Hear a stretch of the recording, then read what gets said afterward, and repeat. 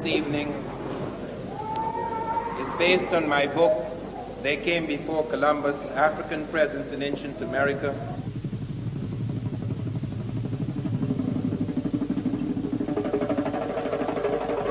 A great deal of research has been done. One has become aware of far more things that have emerged from excavations that help to confirm with almost an absoluteness what we have advanced in the past, that there were Africans in America before Columbus.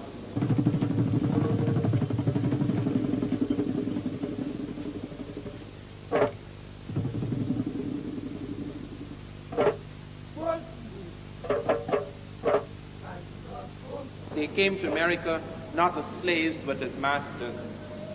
I am not the first to suggest there were Africans in America before Columbus, nor is anyone in the modern period. Columbus is the first man to suggest it. In his diaries, and there is a marvelous book, a huge book, a trilogy in fact, published in 1904 by John Boyd Thatcher, 3 volumes. It covers more than 1,200 pages, which deals with all the diaries and voyages and journals of Columbus, in which he points out that on his second voyage, Native Americans of Haiti, which was then known as Hispaniola, came to him and told him that black people had come in large boats from the south and the southeast, trading with the Americans in gold-tipped metal spears. Columbus did not believe this, perhaps, but he did a very cautious thing, which is very important to us, in that he sent samples of these metal spears back to Spain. And they were assayed, they were examined by the Spanish metallurgists, and they ruled that these spears had the same ratio of gold, silver, and copper alloys as spears then being forged in African Guinea. Furthermore, the Portuguese told Columbus when he returned from his first voyage, the Portuguese told Columbus that they were aware of Africans leaving from the Cape Verde Islands and going far to the west with merchandise in large boats. There are 2 things to bear in mind here. First of all, the Portuguese were aware of African navigation because the Portuguese had been in Africa since around 1450. They in fact had clashed with the Gambian Navy. The Portuguese also were aware of a landmass to the south as a result of African movements, which will come up later in my talk. And furthermore, Columbus had married a Portuguese woman. He had been to Africa in 1484 at the Portuguese fort at San Jorge de Minas. His brother Bartholomew had married a Portuguese. They were both aware of the Portuguese court, and in fact, they had been trying to get the Portuguese to finance their journey across the Western Ocean before he went to the Spanish courts. Not only do we have, therefore, the documents of the Portuguese and that of Columbus himself, and oral tradition of the Native Americans, and the fact that the Spanish metallurgists had ruled on this and shown that it was African, but furthermore, they have found a cotton in the Cape Verde Islands, a cotton, Gossypium hirsutum var punctatum, which they thought was African because it was just off Africa and it had been taken by the Portuguese as they settled in the Cape Verde and planted before Columbus in the Cape Verde Islands. When it was examined, the cytogenics of the cotton showed that it was not African, it was some cotton grown in the Caribbean and South America, which means cotton which had been grown in the Caribbean and South America had got into Africa before Columbus. How? Not only that, botanical evidence, but the navigational evidence shows, the oceanographic survey of the ocean shows that just off the Cape Verde there is a current that takes you to South America. There are 3 major currents off Africa, about 100 miles off the African coast, that take you automatically to America. Once you are caught in those currents, whether you planned it or not, you have to get to America unless the fish get you first.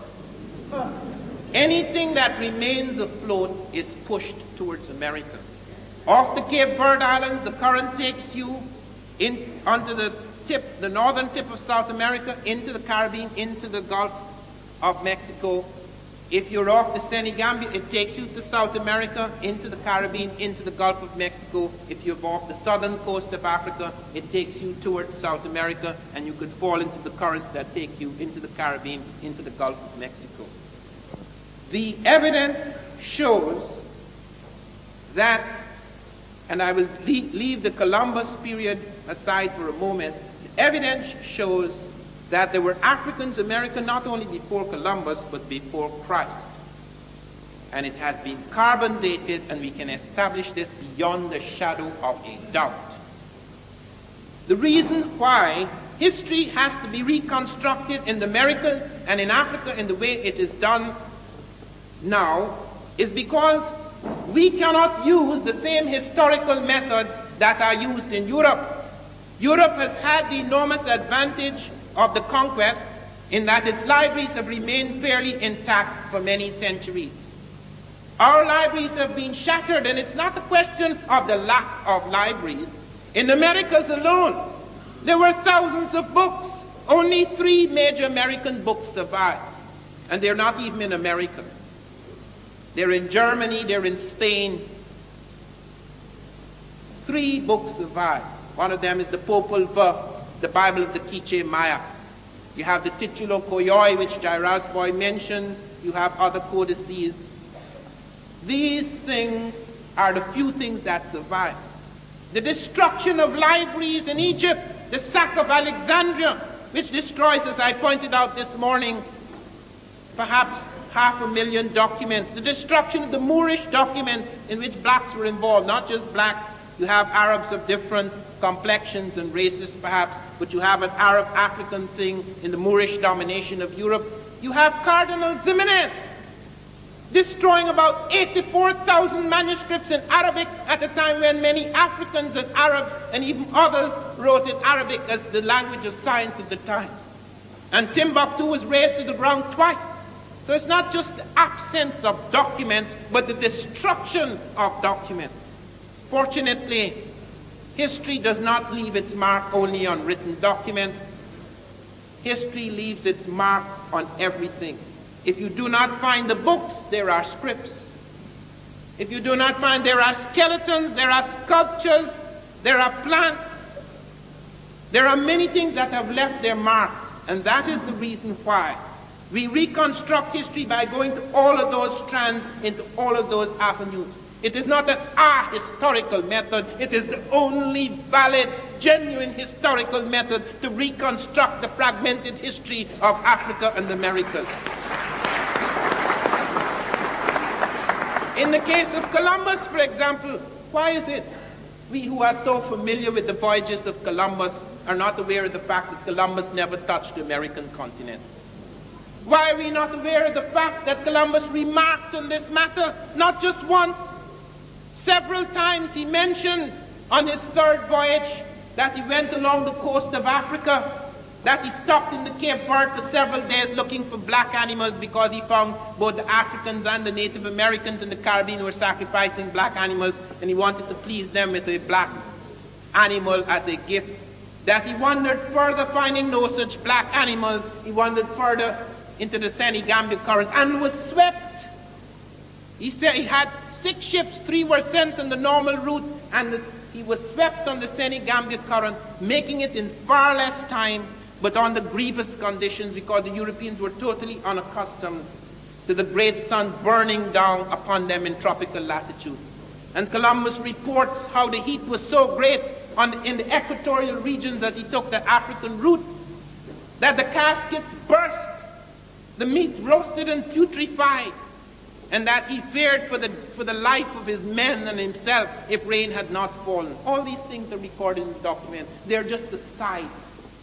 They're just the sides, things dismissed, pushed aside, until we put together the botanical evidence, Gossypium, Hirsutum var punctatum, the metallurgical evidence that the Spanish metallurgists had assayed the metal spears and showed them to be African, the navigational evidence, because the currents move in that direction and the Portuguese had noted the Africans had the navigational capacity and were actually setting out from the Cape Verde. The documented evidence, both of Columbus himself and of the Portuguese, the oral tradition of the Native Americans, all of these things are there. Until we pull them together, they make no sense, because they're constantly being thrust aside, because they suggest Africans are where they should not be. Let me deal not with that early period, because I merely pointed out as an example of the method that is used to reconstruct history, and that it is a valid and legitimate method, and the only method that is available to us now because of the great destruction of documents. It was in 1858 that peasants in the village of Tres Zapotes in the Gulf of Mexico discovered an enormous stone head. This stone head weighed 10 tons, just a head, 10 tons. It was made of basalt stone, and it had vividly Africoid features, as Dr. Matthew Sterling was later to comment on it nearly a century later, that it was vividly African, vividly Negroid was his term. It had broad nose, very full lips. It was clearly one of the classical African types. It had a helmet, which had never been seen on any sculpture found that so far in the Americas. Close by it was found a stele, which indicated a date of about 291, November the 4th, 291 BC, 291 years before Christ. They were not sure, however, if that date necessarily related to the head. And at that point in time, no archaeology, no serious archaeology had been done in America. However, in 1938, a scientific expedition set out from the Smithsonian Institute, University of California, and the National Geographic, and they found that head again. They not only found that head, but the following year they proceeded to another spot, La Venta, where someone noted they had seen a similar head, and they dug up 4 heads at La Venta.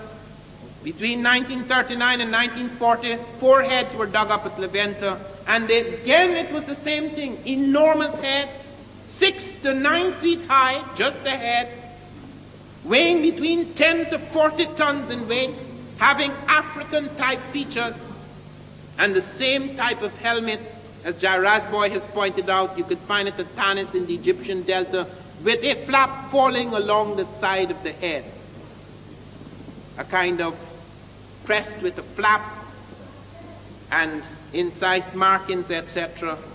And the extraordinary thing is that I discovered last year through a friend of mine, he's Wayne Chandler, he's an photojournalist. He discovered in the files of the Smithsonian a photograph that has been suppressed for nearly 50 years, which is shown here for the first time in public in my slides, which shows that the first head that was discovered not only had African features, but Ethiopian braids, carved out in the stone. It has never been published, it has never been shown. On top of the heads, the stone heads, they found terracottas, that is clay sculptures of Africa. Now with respect to those with the helmets, with the exception of the one I mentioned, you could say, okay, fine, perhaps it's a mistake, perhaps it's an accident. That's what they said. First they said they were baby faces, that's why they had full nose and full mouth. They were faces of babies. Then they said the reason why they have these enormous lips is because they're the snarling mouths of jaguars. These people among whom they were found, Olmec, they worshipped jaguars, and therefore the snarling mouth of the jaguar was copied. Then they said, one of them said it was made of molten rock, and it fell on its face, and that's why it became flat and full. The latest explanation is most ingenious.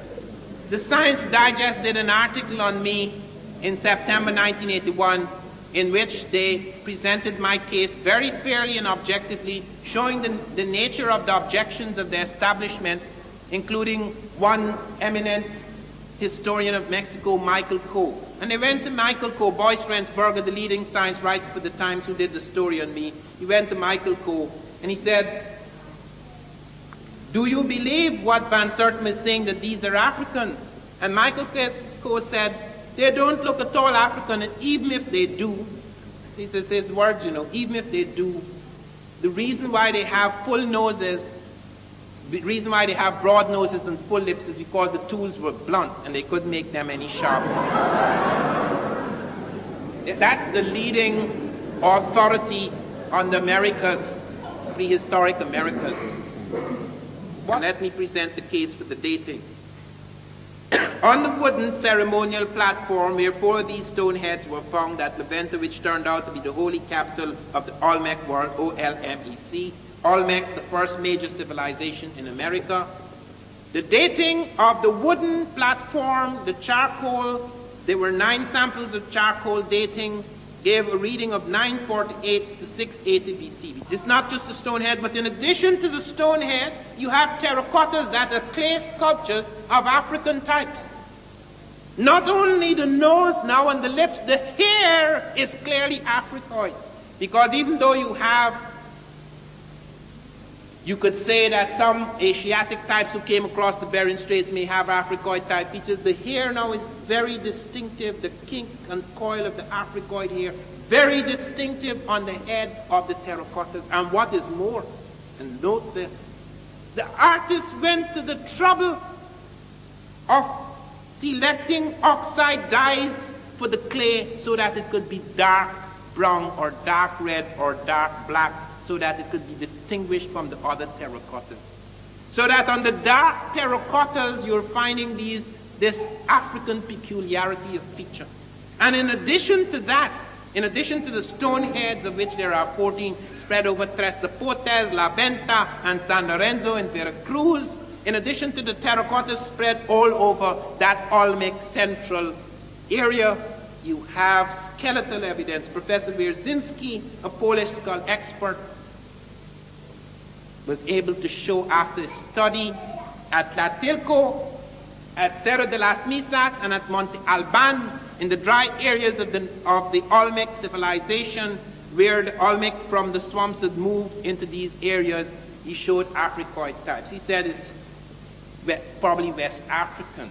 I've just come from a meeting in New Mexico before 200 professors who are studying ancient scripts, who have established beyond the shadow of a doubt, and I shall deal with that later in my talk, that the Egyptian script traveled to America before Christ around 800 BC. They have found on the Davenport Stela the Egyptian hieroglyphs, the Libyan script, and the Iberian Punic side by side, reading the same thing. And it could not be forged because it was found before the Libyan or the Iberian Punic was deciphered. But they did not know the Egyptian had anything to do with blacks. I informed them.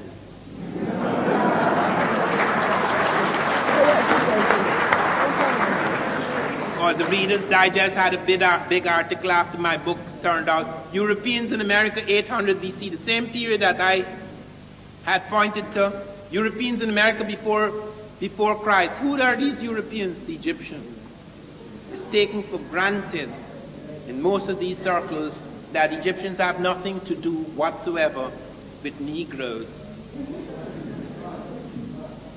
In the Olmec world, as I say, you have this corroboration of evidence, the skeletal evidence in the dry areas, because in the swampy areas no skeletal evidence survived. Rasboy has pointed to a very important thing, that is the possibility even of mummification in the Olmec world, but because the skeletons were not preserved, we find it in a statue where you have the rib cage outlined, the hands close together, the fingers open, the shroud, etc., just like in the Egyptian world.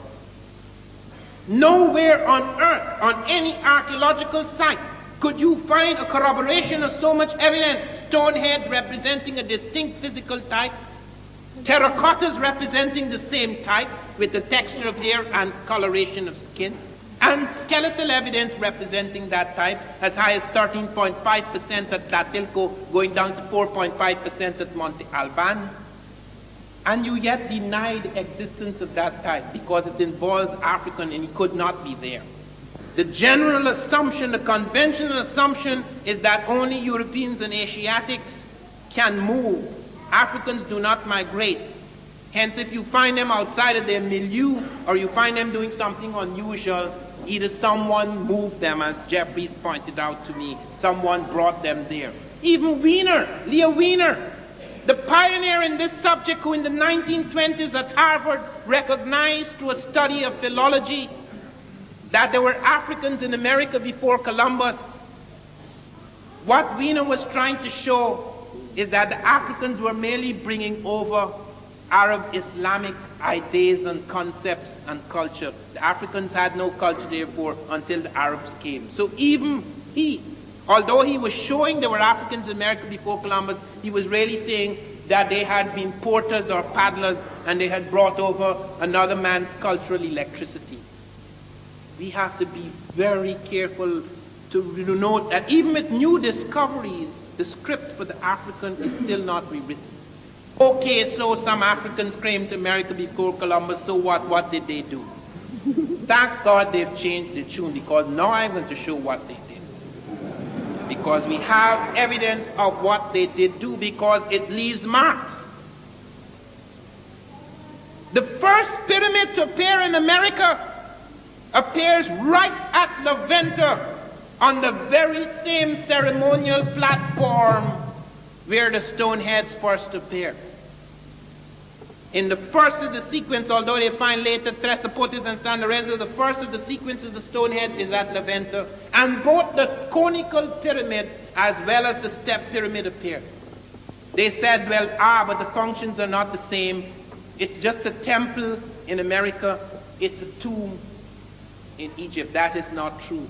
We have found many, many pyramids could be cited in America which serve both as tomb as well as temple. And in Egypt, many of the great pyramids have temples adjoining. So they have both the tomb and temple combination. And the great ones, the very great ones, the one at Teotihuacan in Mexico and the one at Gizeh in Egypt, they not only have the same base, the identical base, but they also have the third function, the geodetic marker, or the use of the movable capstone for astronomy, the notches, etc. They said at first that the Teotihuacan pyramid was 1 meter off from the Egyptian pyramid. Now they're allowing that meter because of mistakes in the reconstruction and excavation. Which means it's roughly the same base as the Egyptian pyramid. I'm not saying Africans built the pyramid in America, don't misunderstand me. I am saying ideas and influences were carried forward by that migrating group. There was a reason why there may have been Egyptians and Nubians in the Atlantic. They have no business being in the Atlantic. Egypt is too far away from the Atlantic. But there were reasons at that time, 3 reasons. First of all, there was a war with Asia. The Asiatics, the Assyrian forces in Asia, the mighty power of Western Asia, were moving down the Mediterranean with their iron-powered armies. They had captured the Jews. The blacks saved the Jews in 701 BC, when Taharqa, the great Ethiopian general, before he became king, head of the Egyptian forces, marched into Jerusalem to save the Jews. They were when King Hezekiah of the Jews was trembling before the Asiatics. The Africans entered the battlefield and the Asiatics were defeated. There was a war going on. They had closed the eastern seaports. They found trade by Egyptians right up to Hawaii. They found Egyptian trade goods and scripts as far as Hawaii, as Dr. Fell has shown. They had closed those trade routes. The Egyptians and the Phoenicians, who were accounted for 50% of Egyptian import-export trade, were forced west of the Mediterranean. Script. Barry Fell has shown among the Mi'kmaq a whole series of words in astronomy. As much as 90% in one area, 90% of the astronomy words are identical with Egyptian, the sounds. You go to the script and you look at the Iberian Punic, the Libyan and Egyptian together. And the Davenport Stella, the hymn to the Aton, written in the American. How come, when I was at the conference in Arizona, I met a gentleman, I forget his name now, some famous doctor whose name passes me because I got so furious with him, I have forgotten him.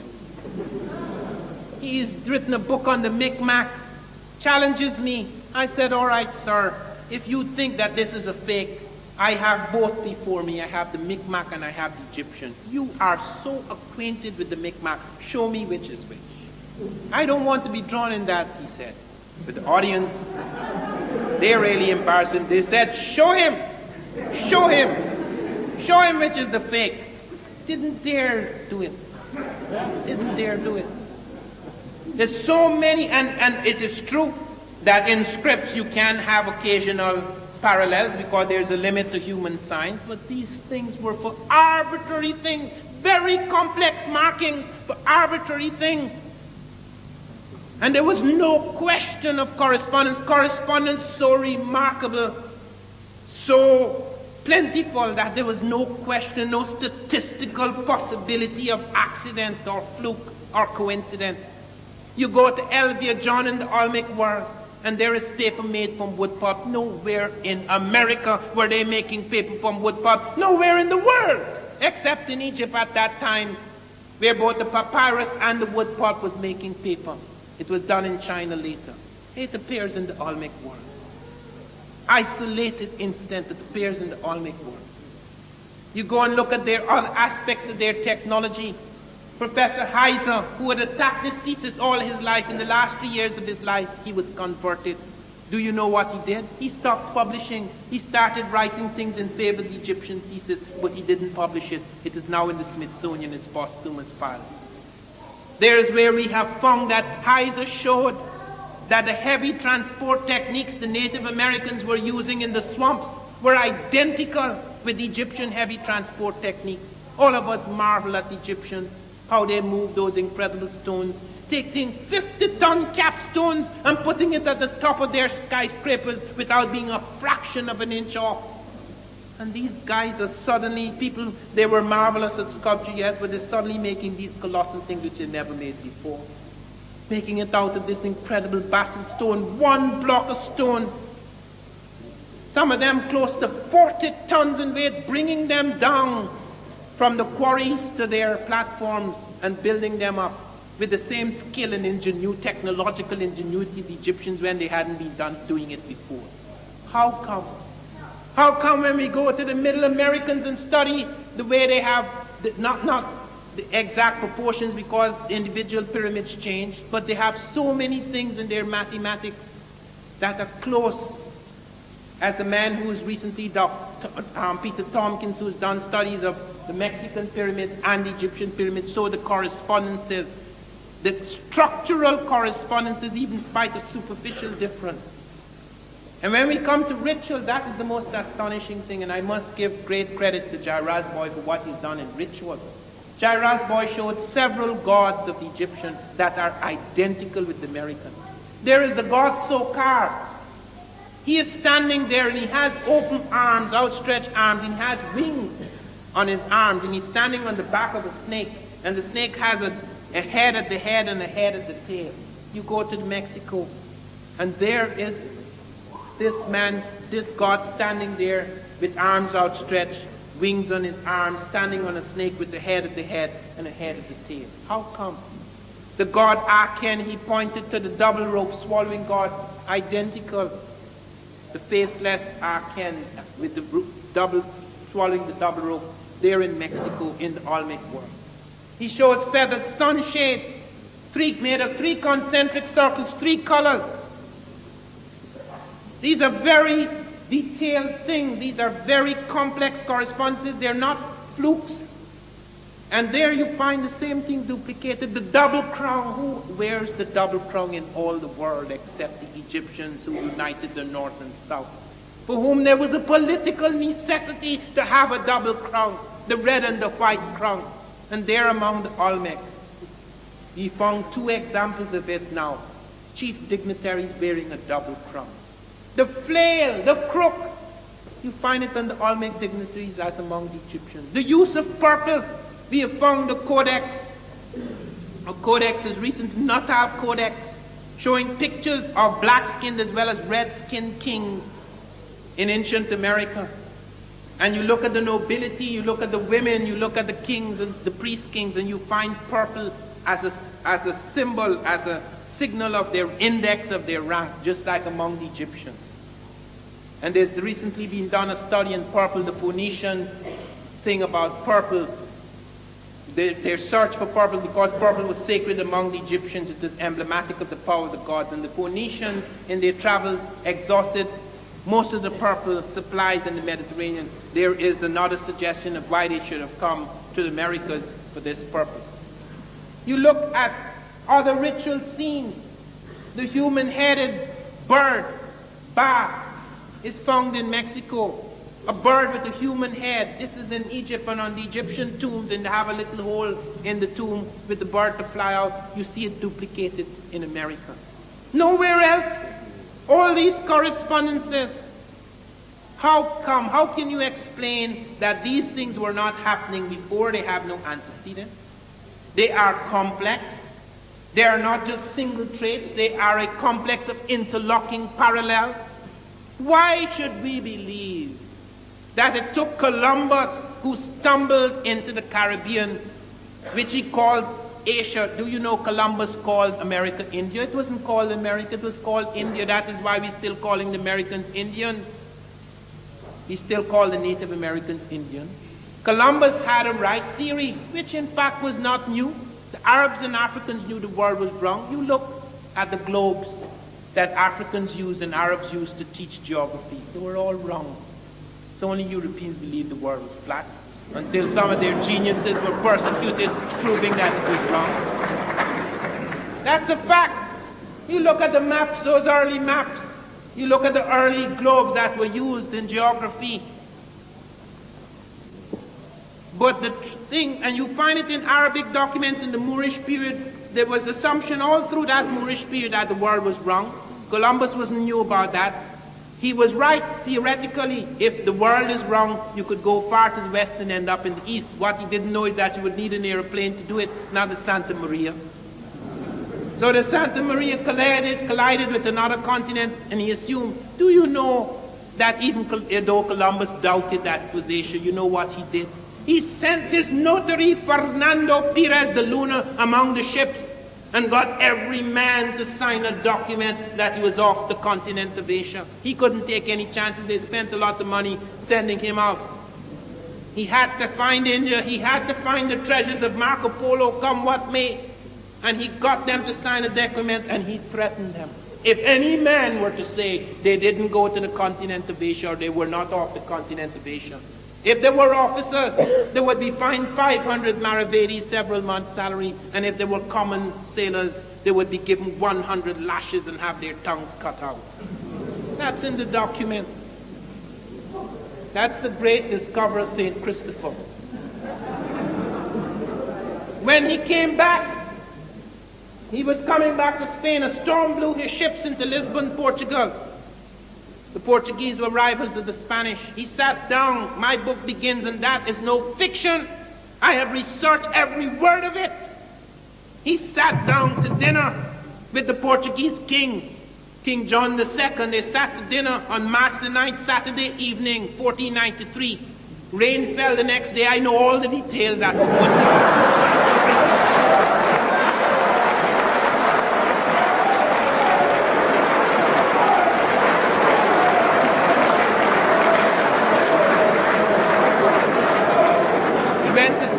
King John's queen in Villafranca on the left bank of the Tagus on Monday, I don't know what for. But there in that weekend, on that Saturday and Sunday, there were discussions. And at the dining table, he brought with him 6 Native Americans whom he captured. He was the first man to make slaves out of the Native Americans. And he brought 6 Native Americans with him who fascinated the Portuguese court with the red tint of their skins and their hair. These are not the Africoid types who visited. I'm talking about the Native Americans who came across the Bering Straits during the glacial migrations. And he brought these men.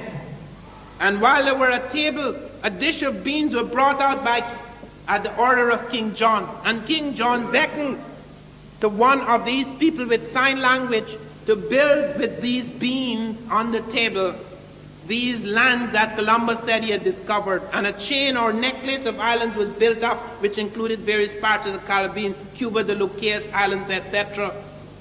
And when King John saw the massiveness of the discovery, the so-called discovery, because Spain is small compared to the Caribbean. The Caribbean stretches over 1,000 miles of the Atlantic. Some of you don't think so because you came from it and you think it's pretty small.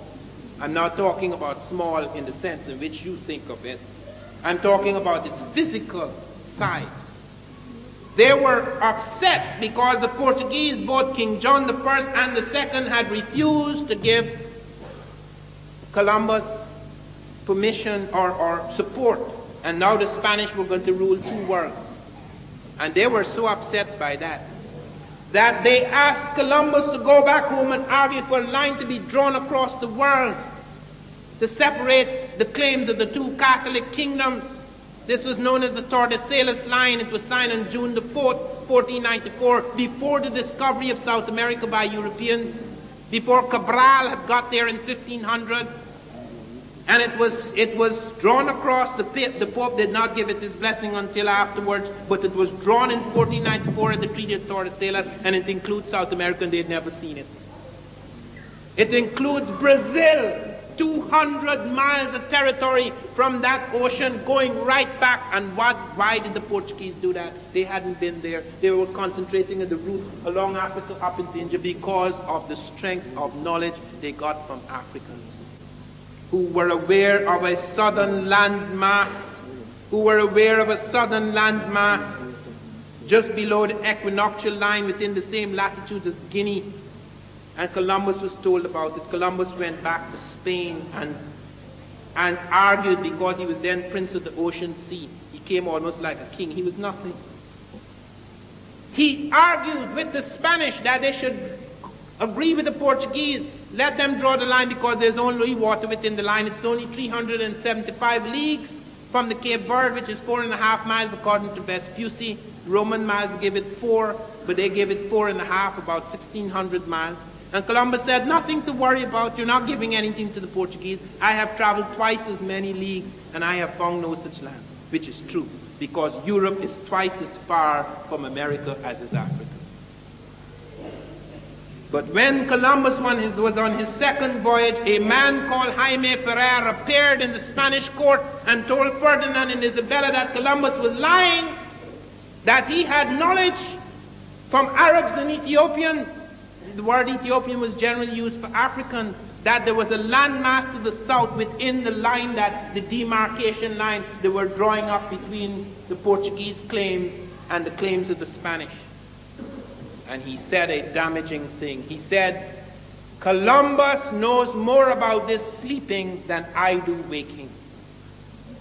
So when Columbus was sent a letter from the King of Spain, he said, please come home immediately. And I want to know all that you know about this demarcation line. Columbus wrote back to say, I have arthritis and I am too ill to move. And then he said something which was a deliberate lie because he knew it was not true. He said, Cuba is the continent. I have found the continent. I'm no longer among the islands. Cuba is the continent because my ships cannot circumnavigate it. He knew that was not true because whether his little ships could circumnavigate it or not, the natives had lived there for centuries and had told him so, and he had made this clear to the Chancellor of Aragon months before this missive. So when he came back, they didn't want to hear anything more about colonizing the Caribbean. They wanted to send him to find the southern landmass, so they gave him 6 ships. And he sent 3 ships along on the earlier route, and he sent 3 ships along Africa. And here are the 3 ships coming down into the Cape Verde, searching for black animals, going into the Semi-Gambia current, then into the tropical latitudes. And they landed 1 day's journey from South America. They landed in a place where they saw 3 hills. And he said those 3 hills reminded him of the Trinity, so he called it Trinidad. Very religious man. The next day, the ships landed in South America. Columbus did not come off the ship. The great navigator, so eager to explore, would not come off the ship because he's terrified to give the Portuguese away. Because I found the letter he wrote to his son Diego Columbus in 1505, in which Amerigo Vespucci is about to appear before the Spanish court. And he says, tell him to do this and to say this and to say that and to do this and to do that, because the man would do anything for me. It was his brother, Genoese brother, tricking both the Spanish and the Portuguese. And he said, certain monies are being paid to me, but I cannot detail them here. I'll detail them yonder. What money is he talking about? Not Spanish money for the prospective discoveries in America. It's the Portuguese money for keeping the Spanish away from the south. That's why Columbus pretended he had an arthritic fit, because he did not want to go into the south. That is why he was arrested. How many of us are aware of that?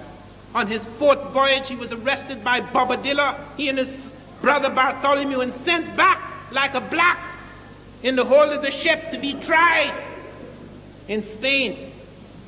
So all this Columbus period is built upon a fraud.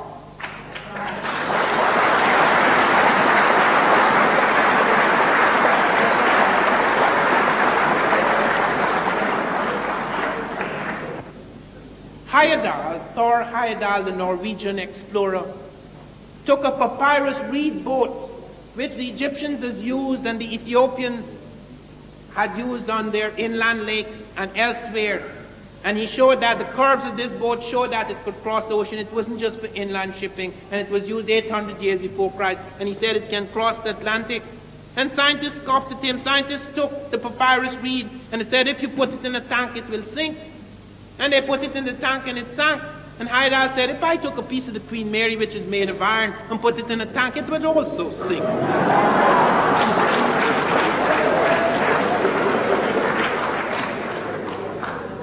So, rising above the idiocies of the scientists, he built the papyrus reed boat with the help of Abdullah de Jibrin and the Baduma people on Lake Chad in 1969. And they sailed across the Atlantic successfully. They only got in trouble off Barbados because the Africans had forgot. The Africans had cut a rope which was attached to the bow and the deck. And they cut that rope thinking it merely had to do with curvature and of the bow. In fact, it was a flotation device. That was the only mistake they made. When the Aymara Indians, without the help of African experience, rebuilt the identical boat, because on Lake Titicaca in South America, the identical boat was being used that was used by the Egyptians. They crossed the Atlantic in the Ra-2. And the strange thing about the Ra-1 is that, as I have said, it did not steer to America. It came by itself. The rudders broke on the first day. They could not steer. The currents took the thing from Africa and landed it in America. And Heyerdahl is not the only one. There have been 120 experiments with small boats across the Atlantic. And it has been shown that the small boat can arrive earlier than Columbus or Vespucci. And a man who showed that, you have experiments by Alain Bombard and Hans Lindman. Bombard set out in a dugout, which no African would be mad enough to use on the Atlantic. He set out in a dugout without a crew, without a sail, and crossed the Atlantic safely from Africa to America in less time than either Columbus or Vespucci. And talking about the boats of Columbus and Vespucci, the sails on those boats were Arab Latin sails, which Arabs and Africans had used on the Indian Ocean. They were not European sails. The compass was not invented in Europe. The astrolabe was not invented in Europe. It is true that after the massive and continuous migrations of people to the Americas, that you had an improvement in hulls, an improvement in ships, which went far beyond the other conquered peoples. But at that time, those boats were not superior. So to think that man had to sit down and wait for centuries until the stumble of Columbus landed in India and called Cuba the continent and South America and Ireland This has nothing to do with the truth of the past.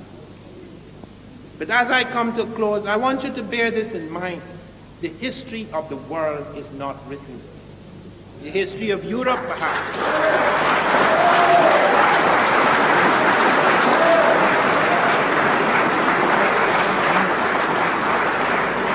There remains a great deal to be done.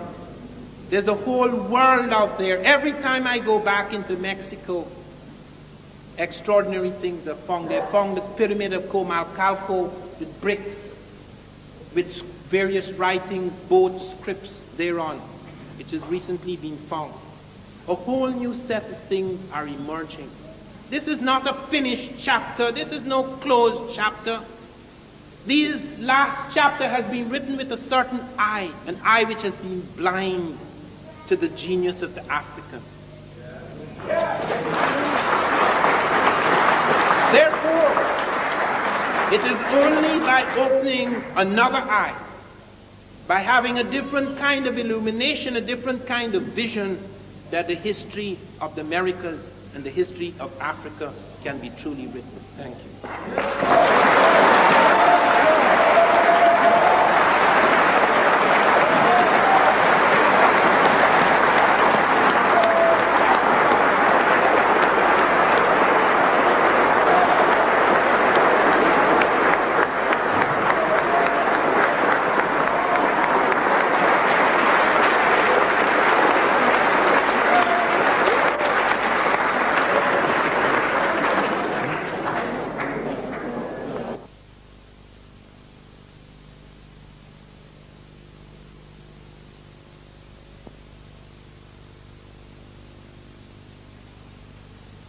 Caribbean and South America, which means cotton which had been grown in the Caribbean and South America had got into Africa before Columbus. How?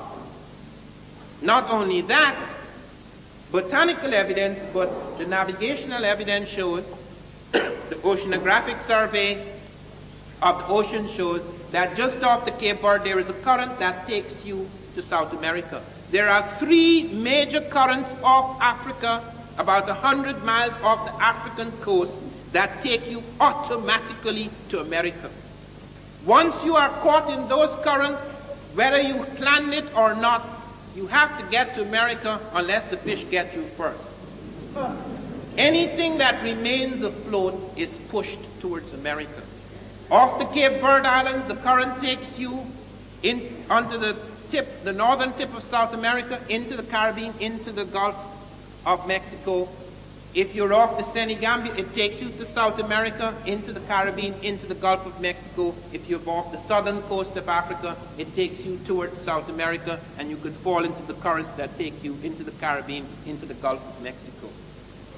The evidence shows that, and I will leave the Columbus period aside for a moment, the evidence shows that the Portuguese had been in Africa since around 1450. They in fact had clashed with the Gambian navy. The Portuguese also were aware of a landmass to the south as a result of African movements, which will come up later in my talk. And furthermore, Columbus had married a Portuguese woman. He had been to Africa in 1484 at the Portuguese fort at San Jorge de Minas.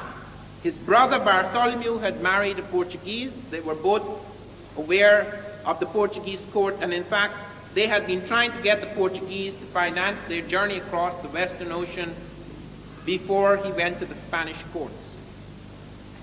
Not only do we have therefore the documents of the Portuguese and that of Columbus himself, and oral tradition of the Native Americans, and the fact that the Spanish metallurgists had ruled on this and shown that it was African, but furthermore they have found a cotton in the Cape Verde Islands, a cotton, Gossypium hirsutum var punctatum, which they thought was African because it was just off Africa and it had been taken by the Portuguese as they settled in the Cape Verde and planted before Columbus in the Cape Verde Islands.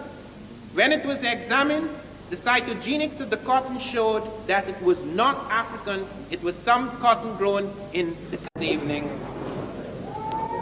It's based on my book, They Came Before Columbus, African Presence in Ancient America.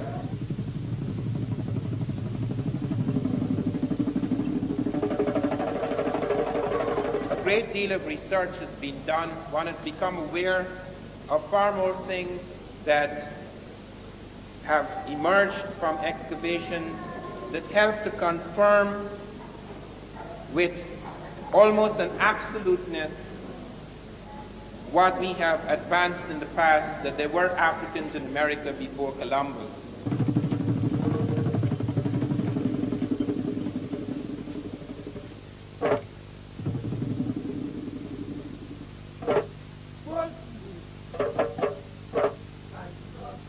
They came to America not as slaves but as masters. I am not the first to suggest there were Africans in America before Columbus, nor is anyone in the modern period. Columbus is the first man to suggest it. In his diaries, and there is a marvelous book, a huge book, a trilogy in fact, published in 1904 by John Boyd Thatcher, 3 volumes. It covers more than 1,200. There were Africans in America not only before Columbus, but before Christ. And it has been carbon dated, and we can establish this beyond the shadow of a doubt. The reason why history has to be reconstructed in the Americas and in Africa in the way it is done now is because we cannot use the same historical methods that are used in Europe. Europe has had the enormous advantage of the conquest in that its libraries have remained fairly intact for many centuries. Our libraries have been shattered, and it's not a question of the lack of libraries. In the Americas alone, there were thousands of books. Only 3 major American books survive, and they're not even in America. They're in Germany, they're in Spain. 3 books survive. One of them is the Popol Vuh, the Bible of the Quiche Maya. You have the Titulo Koyoi, which Jairus Boy mentions. You have other codices. These things are the few things that survive. The destruction of libraries in Egypt, the sack of Alexandria, which destroys, as I pointed out this morning, perhaps 500,000 documents. The destruction of the Moorish documents in which blacks were involved, which deals with all the diaries and voyages and journals of Columbus, in which he points out that on his second voyage, Native Americans of Haiti, which was then known as Hispaniola, came to him and told him that black people had come in large boats from the south and the southeast, trading with the Americans in gold-tipped metal spears. Columbus did not believe this, perhaps, but he did a very cautious thing, which is very important to us, in that he sent samples of these metal spears back to Spain. And they were assayed, they were examined by the Spanish metallurgists, and they ruled that these spears had the same ratio of gold, silver, and copper alloys as spears then being forged in African Guinea. Furthermore, the Portuguese told Columbus when he returned from his first voyage, the Portuguese told Columbus that they were aware of Africans leaving from the Cape Verde Islands and going far to the west with merchandise in large boats. There are 2 things to bear in mind here. First of all, the Portuguese were aware of African navigation because